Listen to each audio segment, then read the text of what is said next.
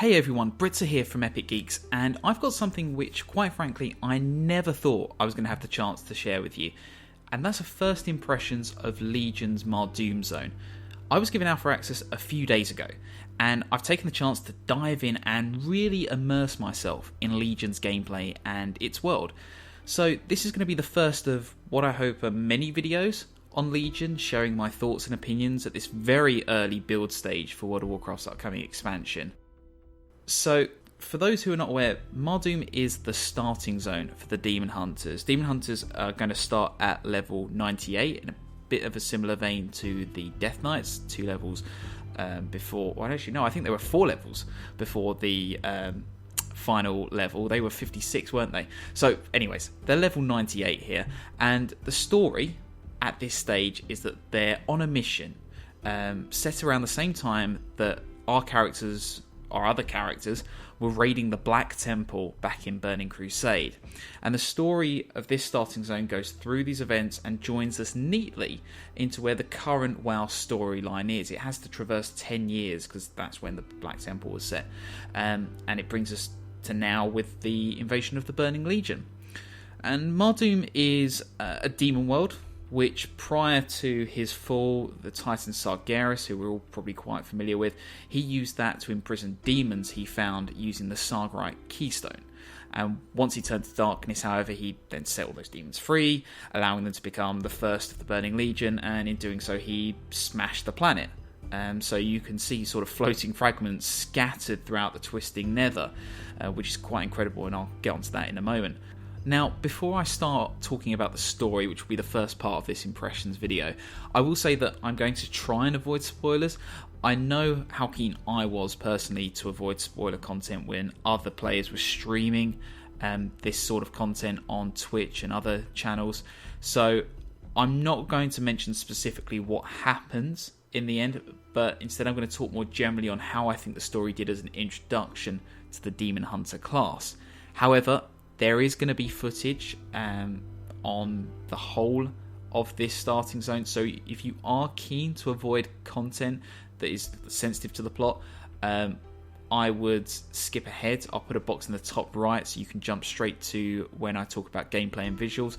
But if you really don't want to see any content at all, then, you know, 1, please don't watch the video, and 2, that's fair enough, to be honest, because I was completely in the same boat before I got alpha content. Now, the story with the Demonhunters is not necessarily something new. Illidan has had a huge fan base for years and a lot of character background that has really gripped the player base, hence why the novel's coming out about him in a few weeks. We also saw Demonhunters as we worked our way through the sort of end content of Burning Crusade and got to see their personalities and their sort of evilness firsthand. So, with that in mind, you can perhaps understand why Blizzard generally decided to follow the same sort of character arc as the Death Knights. At first, we sort of see the immoral extents that they go to in order to complete their mission, and then we have a moment where they redeem themselves once they're forced to adopt a new world order of sorts. The really impressive bit about this story, though, is that unlike the DKs, the Demonhunters clearly have a will of their own, which you get to see, and we're fighting an enemy that we take for granted as the villains. It's the Burning Legion. And as Demonhunters, we're not slaughtering innocents. We're not driven by some sort of hive mind. So, how does Blizzard show us where our characters sit on the moral compass? And this is an important question because it reflects on Illidan, who is arguably the most morally speculative character in this entire expansion apart from Jaina. And this is why I really love the story here. It shows us a faction, a class that is determined to beat its enemy for the greater good. But you see characters throughout who are disturbed, fearful, and just downright hateful of what their enemy is doing to them and how similar they're becoming to their enemy in fighting them. You don't really see that in the DK experience. You know, sure, you have your moments where you have to kill your friends, you know, little things like that, but at no real point until the redemption stage did the DKs actually question anything. It wouldn't make sense for them, to be honest. And this showed me that Blizzard really wants players to experience a class firmly sitting in the moral grey area, which is exactly what I want to see when I've got an expansion, or I guess we're facing an expansion, where we are facing an unquestionably evil enemy. It makes the story engaging, exciting, and it makes the decision towards the end of the Mardum, or I guess the Demonhunter starting zone, and I won't spoil that, it makes it feel like it has a real and significant bearing on where the class will go moving forward. That's generally what you see from the story, without going into spoilers. I particularly like how fragile some of the characters are, mentally speaking that is. You really get to see some of the darker aspects of being a demon hunter. And I also think putting this story parallel to the events of the Burning Legion was a really clever move, and also just a really neat idea, sort of bringing back that nostalgia whilst at the same time having a fresh story to tell. What I thought could be better, though, and again no spoilers, was if, firstly, Maiev reacted a little bit more strongly against us. In the alpha, I couldn't see any wardens or many wardens helping us. Maybe they're all dead and Maiev's pretty desperate, but generally I never really felt like I was a completely hated ex-villain. I would have really found it cool if, say, the wardens were insulting us, if they were alive that is, or if, say, there's an encounter where some wardens think we're trying to escape, they're not aware of Maev's plan, and they try to stop us. That could be an interesting point, an opportunity for a moral grey area. Do you fight them? Do you run away? I don't know, but that could have been a really cool experience to have. And I guess what I'm saying is that where the DK experience probably got it right, or better, I should say, in some ways, was the redemption bit. That moment where you're walking through your capital city and people are just chucking stuff at you and throwing insults your way. That was brilliant for the Death Knights, because it really hit home just how much of a villain you were, and that you had actually fought to try and bring this faction down at one point, before you'd started playing. You don't get that in Dalaran at the moment, and I do stress that this is an early build, it's alpha, it could all be in the works for the later release, but I would have really liked to see citizens not trusting us. I would have liked to have seen us judged in some ways, perhaps by the Kirin Tor in maybe even like a Phoenix Wright trial sort of way. That'd be a pretty cool mini game, but it's a really minor point. It's one that I wish they consider in the future, but again, it's not something that's vital for this storyline. But I do wish they do include it, because it was there with the DKs and it was pivotal for the DKs. And I think, as demon hunters, we were once the villains. We should kind of be treated a bit more like the villains once we join the Alliance and the Horde. Overall, however, this is a great story. It does a great job of joining two very separate events into the current timeline in a really exciting way that, as I said, really threads that grey area perfectly, and it arguably puts Demon Hunters as the class to watch for this expansion. Now, there are two main topics I want to focus on in respect to gameplay. That's the abilities of the Demon Hunters and how those abilities fit into the mechanics of Mardum. Firstly, the abilities of the Demon Hunters are very strong. Even in eye level 660 gear, you're going to be hitting around sort of 20k and above easily on most hits, which is going to chomp through most enemies in about 7 to 10 seconds. Beating enemies in Mardum is not really going to ever be a problem for you, with a few exceptions, and I'm not afraid to admit that a couple of the bosses towards the end did cause a bit of a problem for me, and I did have to repeat them to finally down them. The way in which you gain these abilities is also just really clever. You gain them by killing demons through the story, and thankfully Blizzard has done a really nice job of tying this not only into the demons' own personalities, which are quite unique each time, but also the overall questline, which really sort of demonstrates that theme of embracing evil in order to fight a greater evil, which I absolutely love. The vision ability is also really cool to play with, but you're not really going to have much use for it in the starting zone, which is a shame, because I would really have liked to, go out and find mobs who are skulking in a corner of the map, or maybe had to go find a secret objective. I'm not really sure, but I just felt like it wasn't really used other than in that one particular quest where you get it. And apologies if that is a thing and I simply used it in all the wrong places. One problem I do have, though, with the Demon Hunter abilities is that there are a lot of active ones, and it's very difficult not to find yourself just resorting to a favourite 5 combo. For example, I never really used the dashback ability. It just never formed part of my natural rotation.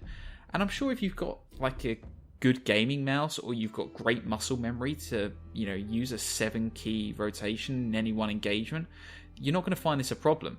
But it's a lot more active than other classes I've played, and that could be a problem for players who, like me at the time, are experiencing this class for the first time.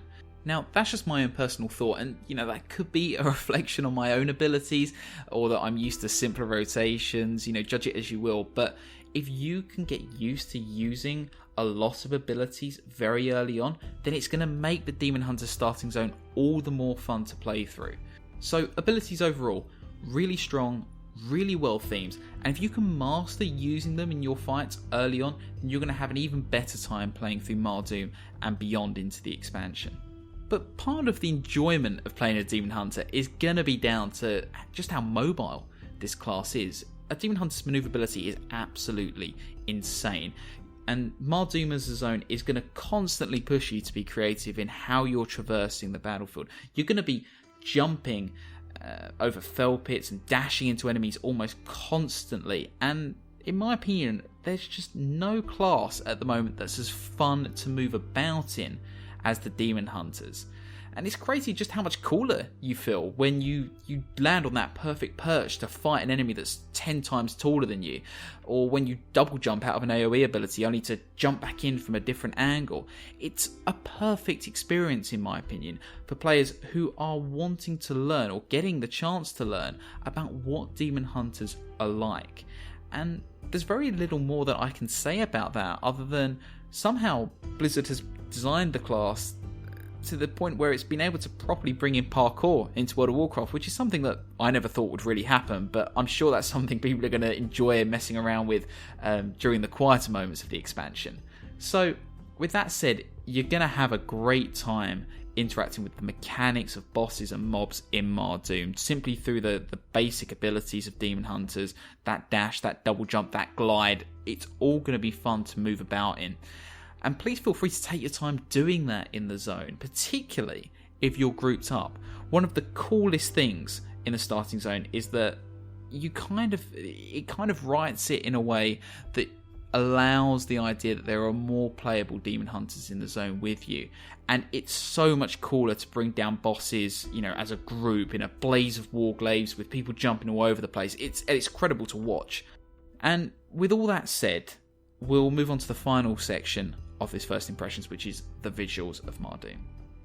Now, it goes without saying that when Blizzard announced the Demon World as the Demonhunter starting zone, there was a lot of excitement, but also a lot of expectation. This was not only the first Demon World that we had played on, other than parts of Outland, I guess, but it was one connected directly to Sargeras, so it needed to visually carry the weight of that lore as well as players' expectations. And in short, Mardum does this beautifully. The sight and scale of this world and its surroundings are just phenomenal. The legions of demons that you can see hovering on the horizon, and the looming presence of the twisting nether, and just the hollowness of the zone itself really do a great job of showing that this place is wholly separate from the existence that we have known on Azeroth. And it's also incredibly green, perhaps, somewhat overly so if you've been in the alpha recently. This is also such a different Burning Legion to the one we fought, and I don't mean that in a sort of look at all the new demon models sort of way. I mean floating spaceships. When did the Legion ever have floating spaceships before now? That's just a really neat idea, which in fairness has been long coming. I mean, ship battles are something that we've been wanting to see more of since Wrath. But when I see that, and I see those gigantic infernals and the sight of a constant fell bombardment, I just feel like this is a Legion that really holds a lot of surprises for us, and which can really bring in some cool mechanics that the sort of old sword-swinging Burning Legion of the past probably couldn't. Also, and here's an idea, imagine Stormwind under siege, bombarded from the air by fell ships as the energies of the twisting nether warp and twist the very world around us, whole districts being ripped up into the air. That's just an idea, but it's one that's at least possible. This is a Burning Legion that could be the most creative enemy, both visually and mechanically, that we've fought in a while, and that's a really exciting thing going into the expansion. Now, of course, the new models are really cool. They liven up what has been a staple diet of the Warcraft franchise for a while now, and the clips here show that we're getting a very different taste compared to prior expansions. The only other points I can mention are that firstly, there is a great use of cutscenes, and at this stage cinematics are not part of the alpha, but you can see that they're going to be there, which is really cool. I like that they're going even further than they did with Warlords. Yes, they do still have those in-game cutscenes which are really good, but it appears they are relying more on cinematic content to bridge the story between Mardum and the events that follow, which is a great way of firstly telling a story in a short space of time, but also of just showcasing how brilliant Blizzard's become at CG cinematography. The final thing I'll say is that the Demonhunter's equipment and armour are very promising. I didn't have much of a chance to use the wardrobe feature while I was playing, but it's clear that changing the look of just one or two items really does change the tone of your Demonhunter character. Now, I know that seems like a really obvious thing because that applies to all the classes, but with Demonhunters, we've only really seen them as sort of semi-naked ninjas. They haven't had the most diverse appearance so far. Thankfully, Mardum shows in its short time span, that is, that Demonhunters will potentially have a huge range of themes and tones for people to base their transmogs on, which is really cool given that there's going to be a lot of pressure in this expansion for characters to appear more unique, especially given that there's only going to be a select few appearance options for each artifact weapon. Other than that, I think the clips here speak for themselves. Even in alpha stage, Legion is clearly rejuvenating an old enemy and bringing in so much new stuff in the process. But the bar has been set very high early on, and there's going to be a huge expectation for them to take this even further as we reach the expansion's end content. So that's my first impressions on the Demonhunter starting zone. I think it's pretty obvious that I absolutely love it so far. And if you've enjoyed this video, then please give it a thumbs up below. Also, let me know what your thoughts are on this zone. What do you want to see in the later content in terms of gameplay, visuals and story? Until next time, thanks for watching and keep having a great week in gaming.